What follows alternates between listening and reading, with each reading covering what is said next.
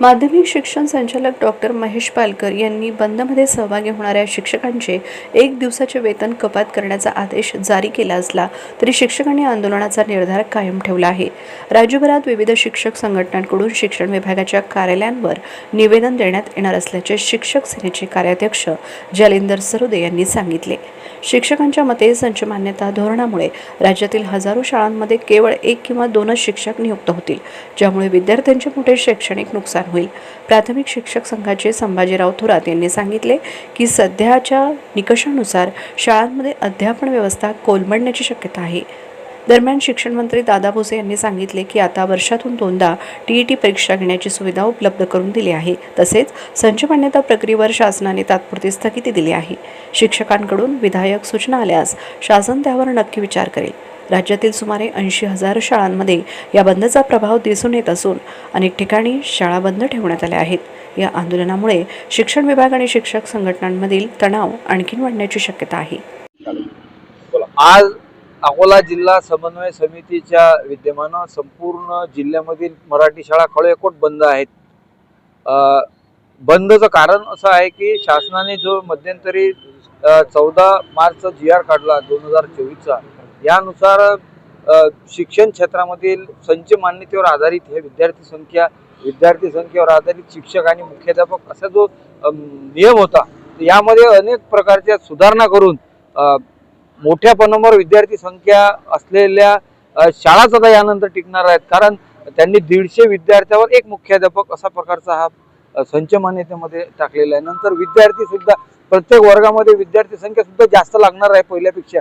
तर हे जे चुकीचे निर्णय शासनाने घेतले, यामुळे काय होणार आहे की ग्रामीण आणि आदिवासी भागातील अनेक शाळा बंद पडतील आणि बंद पडल्यानंतर पर्यायाने काय होणार आहे की अनेक मुलींना पालकांना पहिलेच पालक आणि दुसऱ्या ठिकाणी शाळेला मुलांना पाठवणं चुकीचं ठरतात आणि पाठवत नाहीत, तर अनेक मुली शिक्षणापासून यानंतर वंचित राहतील। कारण त्या ठिकाणच्या शाळाच बंद होतील विद्यार्थी संख्येच्या अभावामुळे। तर अशा प्रकारचा हा चुकीचा निर्णय शासनाने घेतलेला आहे। दुसरा निर्णय असा घेतला की टीईटी कंपल्सरी केलेली आहे। तर ह्या टीईटी मध्ये शिक्षक हे परीक्षा देणार आहे, ते अतिशय कठीण परीक्षा राहणार आहे आणि ती परीक्षा 2 वेळ जर नापास झाला तर त्याची नोकरी जाणार आहे। त्यामुळे गुरुजी सुद्धा भयभीत झालेले आहे आणि शिक्षण घेत असताना शिकवत असताना शिक्षकांची सुद्धा मानसिकता आता राहणार नाही। ते टीईटीची तयारी करतील, ते विद्यार्थ्याला शिकवण्याची गुणवत्तेवर भर देण्याचा हा प्रकार कमी होईल। तर ह्या चुकीच्या निर्णयाच्या विरोधामध्ये आज संपूर्ण महाराष्ट्रामध्ये 40 ते 50 हजार शिक्षक आता संपावर आज रोजी बंद आहेत शाळा, शिक्षक शाळेमध्ये नाही आहेत। याचं कारण मुख्य हेच आहे की हे चुकीचे निर्णय शासनाने याच्यामध्ये सुधारणा करावी।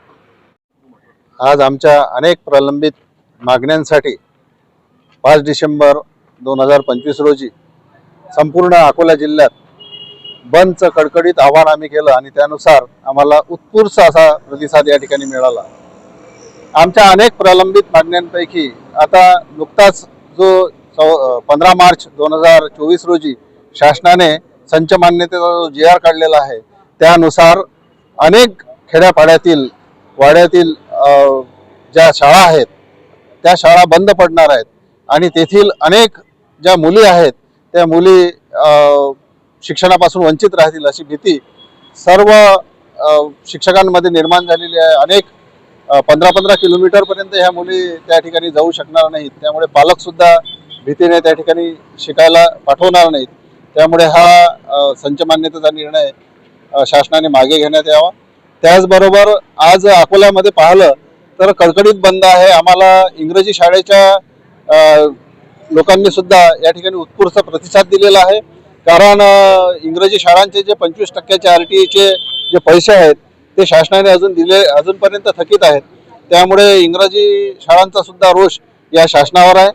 त्याचबरोबर या ठिकाणी जी टीईटी परीक्षा अनिवार्य केलेली आहे वर्ग 1 ते 8 पर्यंत, ते 2013 पासून तो GR लागू झाला आणि परंतु 2013च्या अगोदर पर्यंत सुद्धा म्हणजे 2001 पासून असो किंवा 99 पासून असो 2013 पर्यंत या सर्व शिक्षकांना टीईटीची परीक्षा उत्तीर्ण होणे अनिवार्य केलेलं आहे। हा सुद्धा एक घातक निर्णय शासनाचा आहे आणि म्हणून त्याबद्दल पुनर्याचिका निर्णय हा कोर्टाकडे सादर करावा अशी आमची या पत्रकाद्वारे मागणी आहे।